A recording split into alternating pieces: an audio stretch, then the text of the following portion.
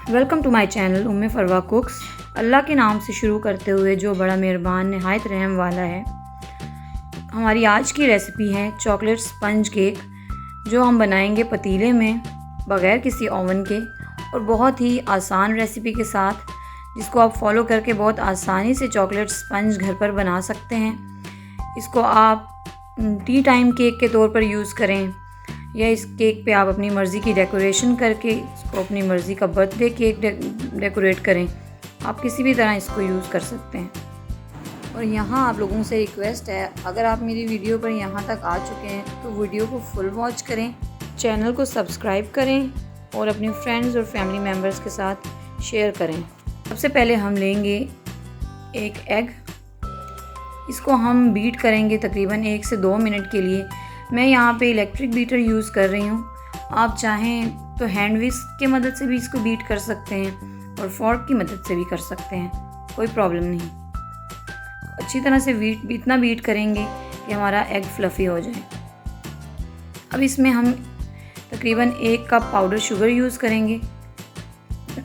Sugar को हमने आहिस्ता आहिस्ता डालना है, एक साथ सारी शुगर नहीं ऐड करेंगे। और शुरू में हमने मशीन को एकदम से स्टार्ट नहीं कर देना, पहले हम मशीन ऑन किए बगैर थोड़ा सा मिक्स करेंगे, वरना आपकी चीनी हर जगह पे फैल जाएगी। बीट करने के बाद अब हम ऐड करेंगे ऑयल तकरीबन 1/4 कप और इसको भी अच्छे तरीके से बीट कर लेंगे। ऑयल को अच्छे तरीके से मिक्सचर के अंदर ऐड कर लेंगे। इसके बाद हमारा नेक्स्ट स्टेप होगा, जिसमें हम डालेंगे तकरीबन मिल्क 1/4 कप के बराबर।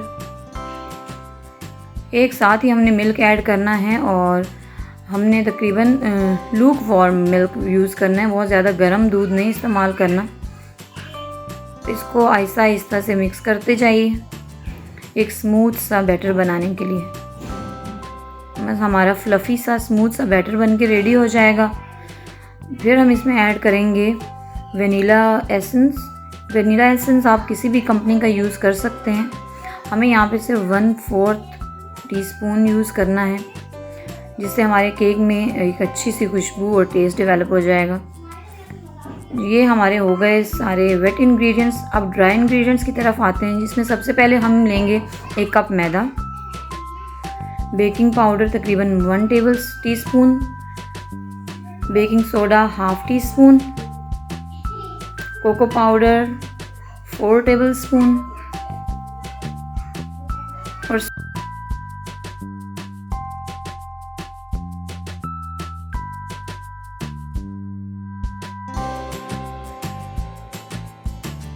अब हम सारे ड्राई इंग्रेडिएंट्स को अच्छी तरह से तमाम ड्राई इंग्रेडिएंट्स को अच्छी तरह मिक्स करके हम छान लेंगे छाननी की मदद से, ताकि हमारे ड्राई इंग्रेडिएंट्स में एक एयर पैदा हो जाएगी जो केक को फूलने में मदद करती।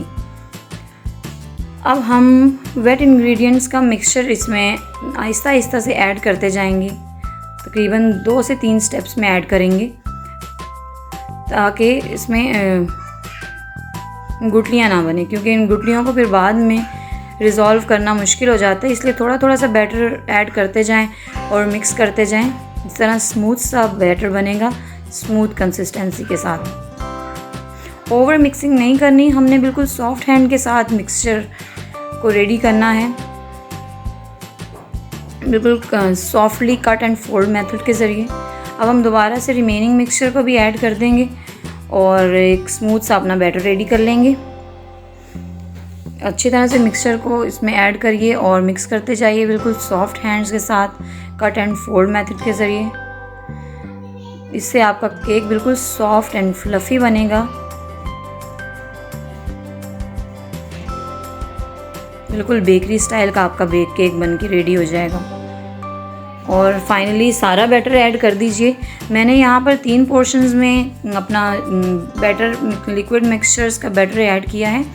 आप 2 पोर्शंस में भी ऐड कर सकते हैं, 4 में भी ऐड कर सकते हैं, इट्स अप टू यू। इस तरह आहिस्ता आहिस्ता बिल्कुल सॉफ्ट हैंड्स के साथ अपना बैटर रेडी कर लीजिए। लीजिए बैटर आपका केक बनाने के लिए बिल्कुल रेडी है। अब हम इसको मोल्ड में ऐड कर लेंगे। मैं यहाँ पर ऐड कर रही हूँ 8x8 का, मेरे पास ये मेटल का मोल्ड है। आप चाहें तो कोई सा भी मोल्ड यूज़ कर सकते हैं, राउंड मोल्ड आप यूज़ कर सकते हैं। मैं यहाँ पे स्क्वायर में यूज़ कर रही हूँ।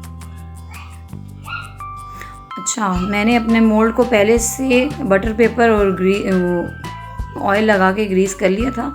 आप भी इसी तरह अपना मोल्ड रेडी करके पहले से रखिएगा, ताकि बाद में आपको अपने बैटर को ज़्यादा देर के लिए स्टे ना देना पड़े।